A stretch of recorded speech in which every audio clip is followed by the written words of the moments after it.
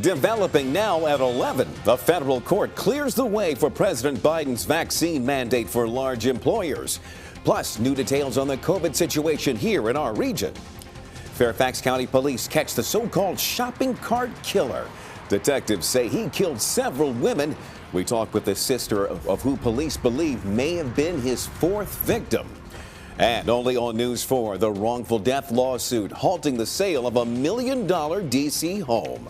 A handyman accused of killing a 76-year-old man. The victim's relatives want answers. News 4 at 11 starts now.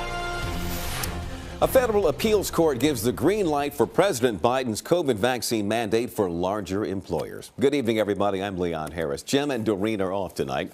Now, the court's decision is just one of several big COVID-19 developments we're following today, nationally and locally.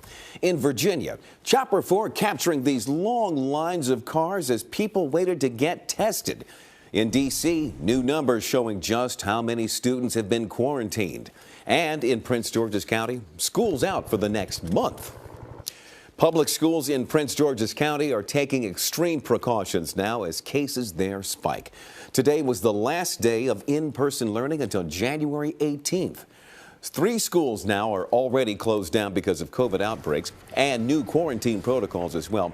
But now there is a teacher and student shortage at some schools. At James Madison Middle in Upper Marlboro, parents lined up to pick up their students who are tired of sitting around and waiting in the gym for a teacher to show up. But they tell us they'd much prefer the schools play it safe than see people get sick.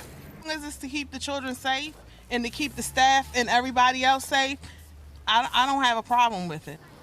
So few teachers showed up, in fact, for work there that the school's administrators sent a letter out warning teachers that they won't be paid unless they return with a doctor's note. And new tonight, D.C. public schools are reporting that more than 3,400 kids are now in quarantine. As the Omicron variant sweeps the country, just 8 days away from Christmas, lines at testing sites are starting to grow longer and longer, like this one that we saw in Northwest D.C. today. The district reporting some 844 new cases this afternoon. That's the largest one-day total since the pandemic began. And the mayor is considering now reinstating a mask mandate. And a similar scene in Northern Virginia today, in Tysons and in Vienna. There were long lines of cars there as people tried to get a pre-Christmas COVID test. Chopper 4 flying overhead, they're capturing the scenes. Virginia added nearly 3,500 new cases Friday. The weekly average up nearly 93% compared to a month ago. The state's health commissioner expects that the Omicron variant is going to be the dominant variant in the Commonwealth in the next few weeks.